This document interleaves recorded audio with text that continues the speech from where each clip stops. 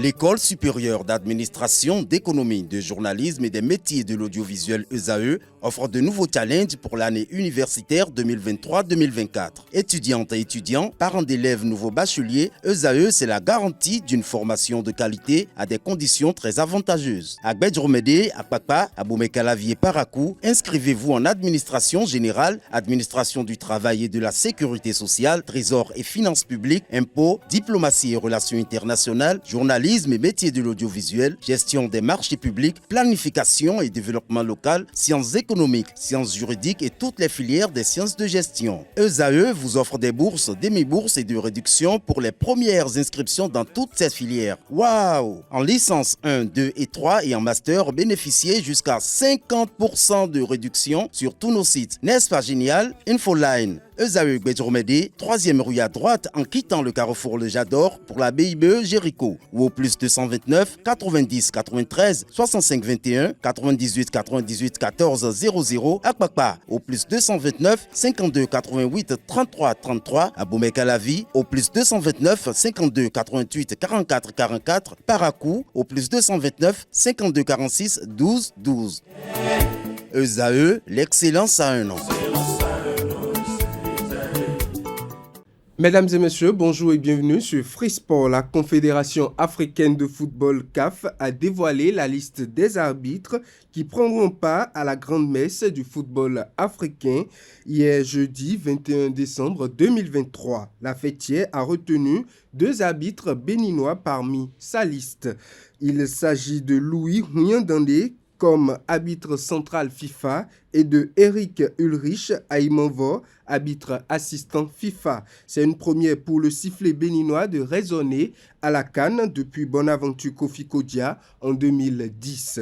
Le duo va prendre part à la 34e édition de la CAN qui va se tenir du 13 janvier au 11 février 2024 en Côte d'Ivoire. Autre information, la nouvelle hiérarchisation des nations de football du mois de décembre a été rendue publique par la Fédération internationale de football Association FIFA dans la matinée d'hier jeudi. Les Guépards terminent l'année 2023 à la 19e place africaine et 97e au plan mondial. Un classement similaire à celui du mois de novembre. Engagé dans la course au mondial 2026, le Bénin a disputé 2 matchs pour une défaite et un match nul. Par ailleurs, l'Afrique compte maintenant 4 équipes dans le top 30 mondial contre 3 il y a un an, signe d'une amélioration générale. Toutefois, une légère baisse est à noter dans le top 50 avec 8 équipes africaines présentes contre 10 l'année précédente. Le classement mondial est dominé par l'Algérie en première position, la France en deuxième position et l'Angleterre troisième. Dans un autre registre à présent, les hommes de la jeunesse sportive de Pobet, JSP, ont perdu face à l'association sportive de la Sobemap 0 but contre 1 le mercredi 20 décembre 2023 pour le compte de la 13e journée de la Ligue professionnelle de football saison 2023-2024. L'AS Sobemap a trouvé les filets de la JSP dans les dernières minutes de la rencontre qui s'est tenue au stade Jean-Pierre Gascon de Pobet. À la fin de la rencontre, Yessoufou Moukaïla, entraîneur des visiteurs de l'AS Sobemap, a exprimé son satisfecit. Ces propos au micro de nos reporters. On savait que ça allait être difficile parce que venir jouer à Pobet, tout le monde sait que comme le terrain, il n'y a pas la main courante n'est pas sécurisée, vous voyez. Donc toute l'équipe vient ici, on tue la pression. Donc on a pu subir la pression, on a tenu. Bon, heureusement, Dieu merci à la fin. Dans les arrêts de jeu, on a pu marquer un but. Après, on a essayé de maintenir le score. Et je pense que les enfants ont vraiment mouillé le maillot aujourd'hui. À un moment donné, on a vu qu'il y avait de la fatigue en attaque. On a vu de nouveaux joueurs. Et je pense que c'est l'un des remplaçants qui a fait la différence. Donc je pense qu'on a mis de la fraîcheur devant. On a procédé par contre. Et à un moment donné, la défense était fatiguée. Ce qui nous a permis de marquer le seul but de la partie. L'objectif n'est pas encore atteint. Le championnat n'est pas encore terminé.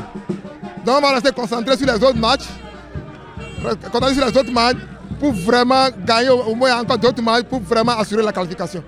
Pour finir, clap de fin le mercredi 20 décembre 2023 pour l'édition 2023 du tournoi d'évaluation des centres de formation sportive organisée par le ministère des Sports à Dogbo. Chez les garçons de moins de 13 ans, c'est Kalala de Djougou qui a glané le titre. Il affrontait Sefafa d'Aplahoué en finale dans un match bien rythmé. Au terme de la rencontre, Kalala s'impose 2-0. Du côté des filles de moins de 15 ans, l'AS Cotonou a fini championne après avoir battu Vigueur Football Club en finale. Ce tournoi aura permis aux jeunes joueurs venus des centres de formation de renforcer leurs capacités et de mettre en pratique ce qu'ils ont appris pendant leur formation.